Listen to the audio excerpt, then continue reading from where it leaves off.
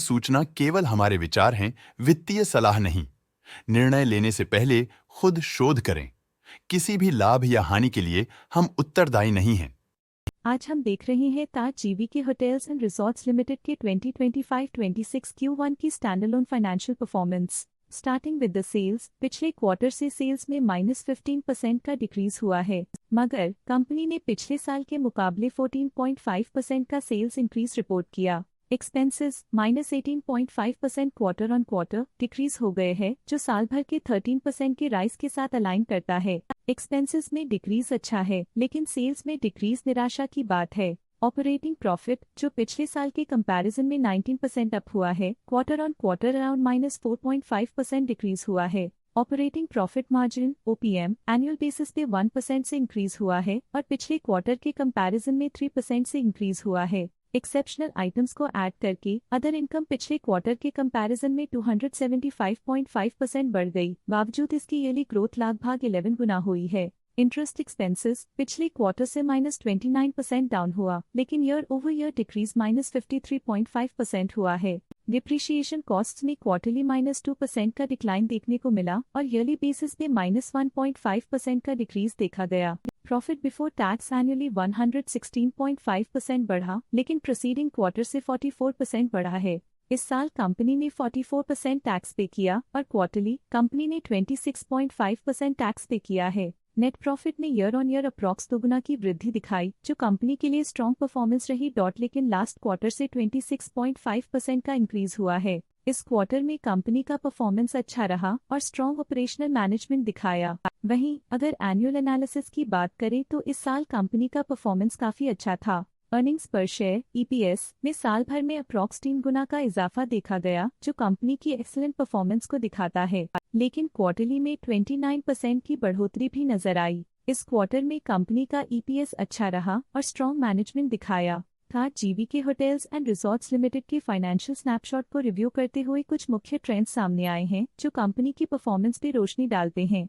जून 2022 से जून 2025 तक Taj GVK hotels and resorts limited की फाइनेंशियल जर्नी में सबसे पहले बात करते हैं सेल्स की। इस साल सेल्स में 13% की वृद्धि हुई है और पिछले 4 सालों में 61% की वृद्धि हुई है, जो एक निरंतर अपवर्ड ट्रेंड को दर्शाता है। पिछले 3 साल से सेल्स लगातार बढ़ती जा रही है, जो मार्केट एक्सपेंशन और कंज्यूमर डिमांड में वृद्धि को दर्शाता है। अब बात करते हैं एक्सपेंसेस की। इस साल एक्सपेंसेस 15% बढ़े हैं और 4 सालों में 58.5% का इजाफा हुआ है। इस साल हालांकि एक्सपेंसेस सेल्स से थोड़ा ज्यादा बढ़े हैं, मगर ग्रोथ रेट्स का करीब होना स्टेडी ऑपरेशनल कॉस्ट को दर्शाता है। ऑपरेटिंग प्रॉफिट का सफर स्टेडली ऊपर चढ़ रहा है, इस साल 9.5% की बढ़ोतरी के साथ और पिछले 4 सालों में 67% का नोटिसेबल राइज हुआ है। पिछले 3 साल से ऑपरेटिंग प्रॉफिट लगातार बढ़ रहा है, जो कॉस्ट मैनेजमेंट और ऑपरेशनल कुशलता को दर्शाता है। नेट प्रॉफिट का सफर ऊपर की ओर चल पड़ा है, इस साल 60% की चढ़ाई के साथ पिछले 4 सालों में लगभग 2.5 गुना की शानदार वृद्धि हुई है।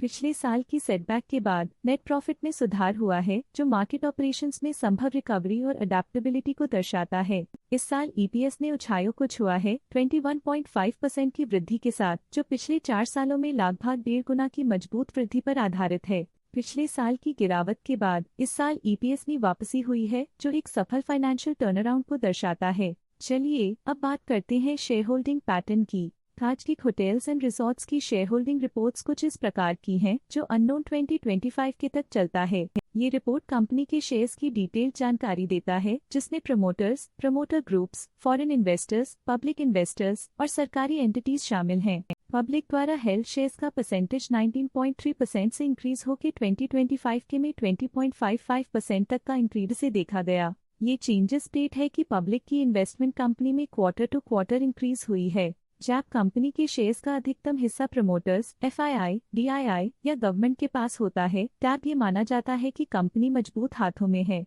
जो स्थिरता और मजबूत समर्थन को दर्शाता है और इस मार्केट की स्थिरता बनी रहती है। डोमेस्टिक इंस्टीट्यूशनल इन्वेस्टर के शेयर होल्डिंग में थोड़ा डिक्रीज आया 2025 के से 2025 के में, जो दिखाता है कि डोमेस्टिक इंस्टीट्यूशंस ने अपने स्टेक को -0.33 से डिक्रीज किया है। फॉरेन इंस्टीट्यूशनल इन्वेस्टर्स की शेयर होल्डिंग में थोड़ा डिक्रीज आया 2025 के से 2025 के में, जो दिखाता है कि फॉरेन इंस्टीट्यूशंस ने अपने स्टेक को क्वार्टर टू क्वार्टर -0.92 से डिक्रीज किया है, जिसे पता चलता है कि उन्होंने अपनी इन्वेस्टमेंट्स को पुल बैक किया है।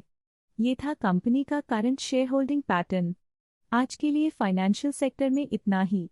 देखने के लिए धन्यवाद।